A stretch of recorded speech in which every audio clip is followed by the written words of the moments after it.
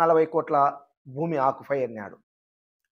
ఫ్లెక్సీలు వేసినాడు. ఫ్లెక్సీలో ఏం వేసినాడు మీరే చూసినారు కదా. 40 కోట్ల విలువ చేసే 4 ఎకరాల భూమి ఎమ్మెల్యే ఆక్యుపై చేస్తున్నాడు అన్నాడు అని ఫ్లెక్సీ వేసినావు. ప్రెస్ మీట్లో ఆడ వాయిస్ ఏం చెప్పినావు? కొండాడన్న కానీ ఇద్దరు రోడ్డు వేసినాడు, ఆయన కొత్తింటికి పాతింటికి పోయే దానికోసం రోడ్డు వేసినాడు అని చెప్తున్నావు. కరెక్టే కదా పెద్ద ఆయన? ఆ వాయిస్ కూడా అబద్ధమా ఏమన్నా? నిజమే కదా పెద్ద ఆయన? నిజమే, నీదే వాయిస్. 40 కోట్ల విలువ చేసే 4 ఎకరాలు మేము ఫ్లెక్సీలోకి వచ్చేసరికి ఆక్యుపై అంటావు. ఇక్కడ మాత్రం వాయిస్ చెప్పేటప్పుడేమో రోడ్డు వేసుకున్నారు అని అంటావు.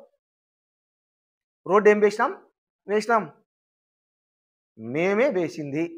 ఆ వీధిలో ఆ ఏరియాలో ఉండే ప్రజల కోరిక మేరకు అక్కడుండే సాయిబాబా గుడి కానీ స్కూళ్ళకి కానీ ఆ చుట్టుపక్కల ఉండే వాళ్ళకి కానీ పోయేదానికి ఇంతకుముందు కచ్చా రోడ్డు ఉన్నది, మట్టి రోడ్డు ఉన్నది.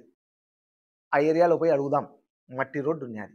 ఆ మట్టి రోడ్డు అమ్మడే రాకపోకలు జరుగుతూ ఉన్నాయి. ఇప్పుడు దాన్ని మేమేం చేసినాం? గ్రావెల్ తోలినాం.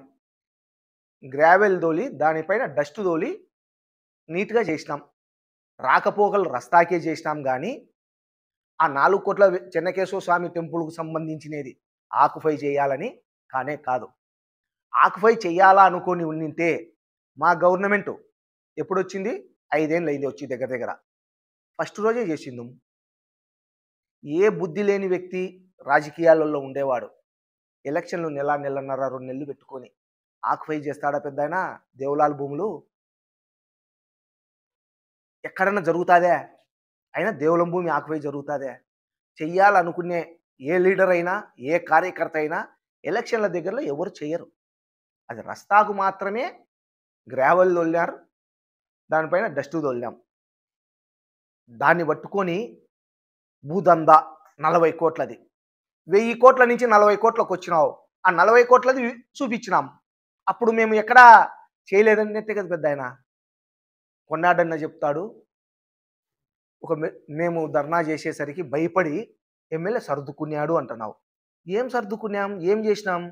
ఆడ ఉండేది ఉంది, మట్టి రోడ్డు ఉన్నది, ఎర్ర రోడ్డు వేసినాం, దాని మీద డస్ట్ వేసినాం.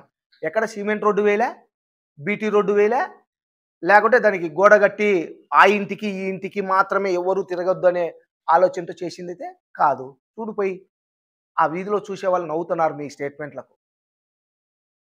ఏది కూడా ఎలక్షన్ల కోసం ఓట్ల కోసం ఇంత నీచానికి 86 ఏళ్ళు వచ్చినా కూడా ఇట్లాంటివి కాదు పెద్దాయన. ఇంత ఘోరంగా మాటలు ఫ్లెక్సీలు వేయడం కాదు.